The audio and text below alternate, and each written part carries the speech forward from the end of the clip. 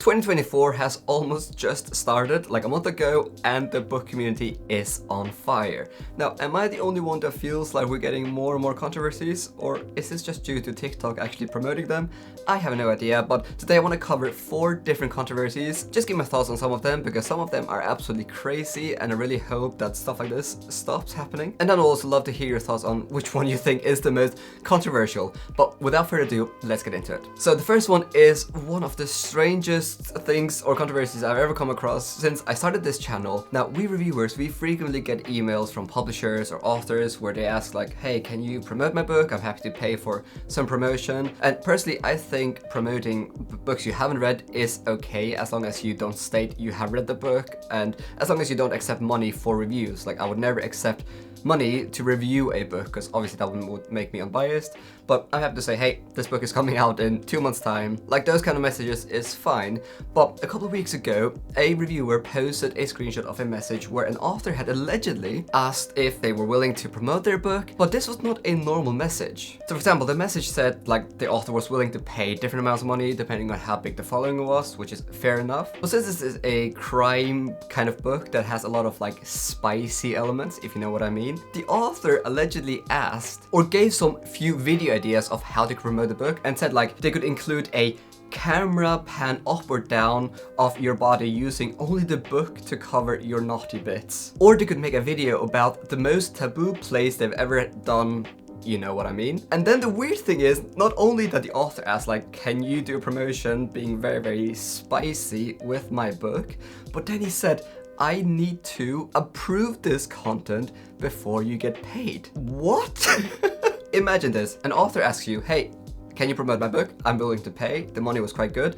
Apparently the money was between $100 or $1,200 depending on the following. But then the author asks to record videos of their body and using the book to cover the naughty bits or talk about where they've done the deed in like taboo places, and he had to watch the video first before approving the payment and stuff like that. It sounds surreal. So this reviewer posted the screenshot and instantly someone else was like, I know who you are talking about. And then they mentioned the name, which was J.D. Barker. Now, this author is quite well known in the dark thriller genre, apparently. Like, I've never heard about this author before. Now, J.D. Barker came out and apologized and said that he never approved this message. He said that this was like a mock-up of, or like an idea for a message, and they were still working on it. They wanted to promote this book using influencers. And obviously, I think they probably wanted to have that kind of vibe where people were talking about spicy stuff because the book is spicy and stuff like that. But there's some things that are just so weird here. Like, in my mind, even though you want to go for that vibe,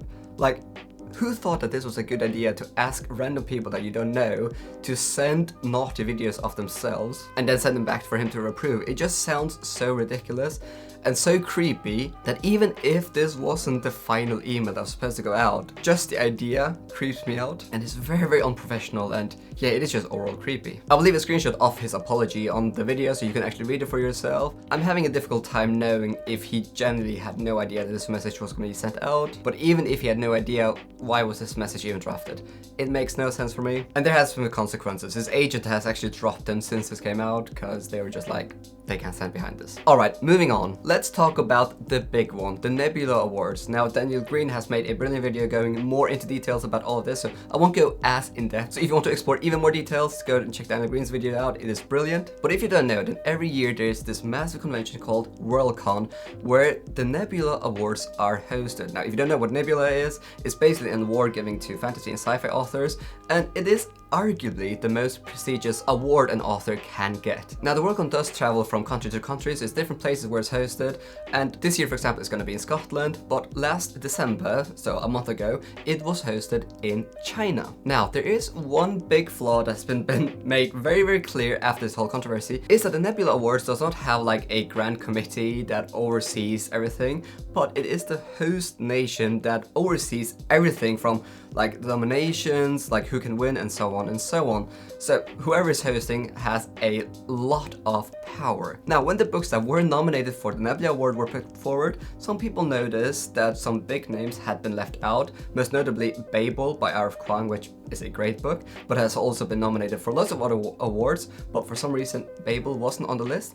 So people were like, what is going on here? This makes no sense. And as soon as the voting finished, the results were not released. And usually the results of the voting for like who's the winner and stuff like that comes out instantly, but that was not the case here. So people were starting to get even more suspicious of what is actually going on here. Now people raised some concerns, and the director of the Worldcon, Dave McCarthy, he actually came out and said like he had been swamped with work and he didn't want to release the results without doing his due diligence and making like sure that all the numbers were correct. Now, in the constitution of the Nebula Awards or the committee, it says that the results have to be released maximum 90 days after the voting. And right before 90 days has gone, the results finally came out, and it is truly shocking. The results show that Babel and Iron Widow by Sharon J. Shao, I think that's how you pronounce this author's name, were actually nominated but had been excluded because apparently they were ineligible.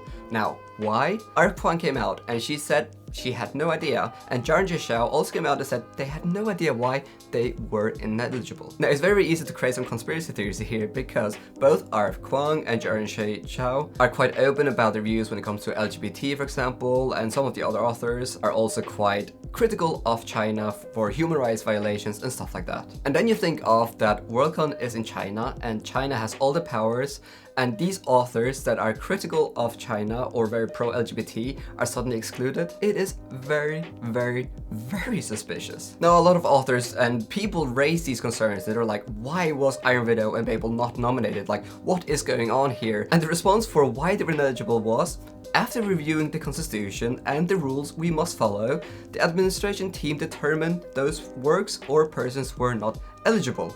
That is it. They reviewed the constitution and they were not eligible. But that's just like circle reasoning. And it doesn't specify why R.F. Kuang or Sharon J. Shao weren't allowed to be nominated for the awards.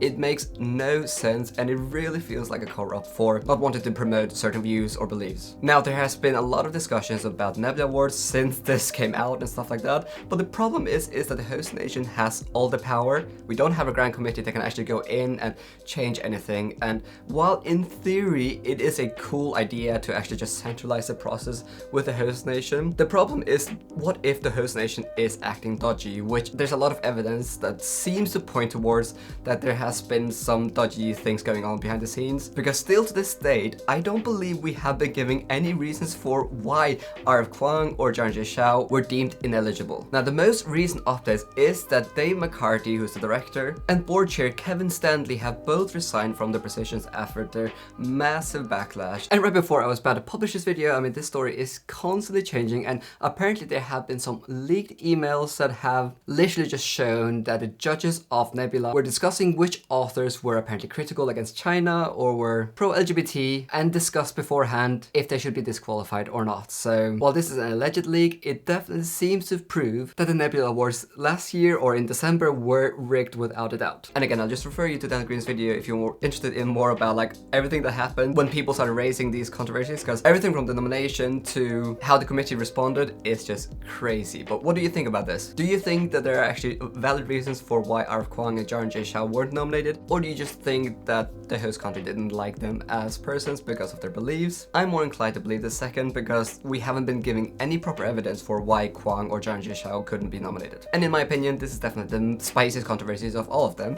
But let's move on to the third one. Now, we had a tiny controversy on TikTok and Twitter the other day, and I feel like this specific controversy happens every 3 months. Like, I feel like this happens so often, where basically an author comes out and criticizes reviewers for giving bad reviews. Now let's watch this together. PSA, if you are rating books lower than a 3, you are... Let me tell you why. I have been writing this book, my book, for like, I don't know, 3-4 months now. I'm like hundreds of thousands of words in, 120,000. It is so hard. And if someone has not only written, but also edited and published a book, minimum 3 stars. I don't care how much you hate it, give it 3 stars, because those authors deserve it. It is hard work. Now, I feel like I have a lot of thoughts about this, and this is not the first time an author has come out and criticized reviewers for not giving perfect reviews. And don't get me wrong, I don't write books, and I do roast books occasionally, and I do understand how it can be unfair, but there's some things to think about. Reviews are not for authors. It is for people that want to read your book. If we're gonna have a culture where everyone reviews books and gives them 3 stars or more simply because an author wrote a book, then reviews are not gonna make any sense. Secondly, I know this is very harsh, but you don't deserve anything. Obviously, writing a book is incredibly hard, and that's why it blows me away, because I would not have the ability to write a compelling book. But it is quite triggering when you hear anyone think they're owed anything for just putting a lot of work into something. Now, I could make a dish like a pizza and work on it for hours, or I could teach myself how to make sourdough bread and spend months on making a sourdough bread, and if the bread is bad, then the bread is bad. It doesn't really make any difference if I put a lot of effort into it. And thirdly, I think it's also important to highlight that critical reviews are actually often a good thing. The worst thing that can happen to an author is not receiving any reviews. Now remember, I did discuss with an author about this, and they were like, I would rather have like bad reviews on my books than no reviews at all, because discussion is good, and also critical reviews would help you hopefully improve the craft of your next book. And fourthly, some books are just bad. Can we not agree on that? Like, yes, maybe the author has poured their life into this book, and obviously it is a horrible feeling to receive a 1-star review on something that you might have worked on for a year or two. Like, I totally get it. I would probably also cry if I received critical reviews, but that doesn't mean that your book deserves good ratings. If your book is bad, then your book is bad. I don't know, in some ways I do kinda understand that if you poured your life into a book, then it feels incredibly harsh that someone that just spent, 3 hours or 4 hours reading your books then just gives it 2 stars. But I think it's just worth noting. Reviews weren't made for you, they were made for other readers to discover new books. But there's a whole other discussion about like hate reviews and just hating on books and stuff like that, and also focus on authors' mental health and so on. But truly, I think that if you can, just stay away from Goodreads and stuff like that. But oh well, let's move on. The fourth and last controversy, and we're going back to Jaren J. Shao, the author of The Iron Widow. Now, last week, Jaren J. Shao came out with some tweets serving me legal papers to try and intimidate me to silence instead of just giving me the edits is wild. Like, I don't really think I'm asking for much. I'm the one trying to progress the project. Now, Jaren J. Shao didn't specify exactly what he was referring to, but it seems to be very likely that the publisher is holding back Jaren's book from being published or giving back the edits. Most likely because Jaren J. Shao is very open about their beliefs, especially about what's happening in Israel and Gaza, but just has very strong opinions about lots of different issues. Now, allegedly, it seems like the publisher is not very happy with how Jaren is about some of these complex issues, and therefore is withholding back from being published or progressing, which in my mind sounds insane. Now, if the publisher doesn't work with Jaren J. Shao anymore because of beliefs, I think the publisher should be allowed that. Like, I'm not sure if there's anything in the contract that says that they cannot like terminate the contract or something. I think the most obvious steps here is that the publisher would go to the author and be like, we don't agree with those views, can you please stop promoting those views because you're working with us and we don't want to stand behind those views or something. And if the author then disagrees, then just end that relationship. But why is the publisher withholding the book? That just seems so crazy because the author has worked so hard on the book and they're not allowed to progress, is it? And then Jaren J. Shao came out with another tweet. How are you threatening me when I'm one of your top money makers and trying to get things in order so I can make you more money? Either you genuinely care about our well-being or you're soulless profit-making machines. You can't be uncommitted to both. But it really feels like the publisher doesn't like Jaren J.'s views and therefore is holding the book back from being published. And I really hope that this is resolved. I'm sure there's other publishers that will be happy to release the book 2 in the Iron Widow, because I believe Iron Widow has done really well. But please, just get this resolved. This is just a bad situation for everyone. It is badly impacting the author, and it doesn't look that good on the publisher that they're acting this way, allegedly. So those are the 4 controversies that have happened already this year. I'm sure there are more out there, and hopefully we won't have like 4 or 5 big controversies every month of this year, because if that's gonna be the case, then we're gonna be in for a wild year. Now, if you want to know what the biggest controversies were of last year, then check out this video. Thank you so much for watching to the end of this video. Now, if you want to support what I do here, then I do have a Patreon. Now, a reason why I created a Patreon was to find a new way to reinvest to the channel, because basically since I created my Patreon, I spent around 100% of my earnings to hire an editor to do a couple of videos for me a month. Now, since creating my Patreon, an editor has done more than 20 videos for me on my channel, so it makes a huge difference. Now, if you join my Patreon, you will also get some benefits. For example, you'll get a name in my videos like these guys. You'll also be able to join the exclusive Viking book club where every month we read one book together, and you might be the one to put the book forward. This month we're reading this book, and next month we're reading this book.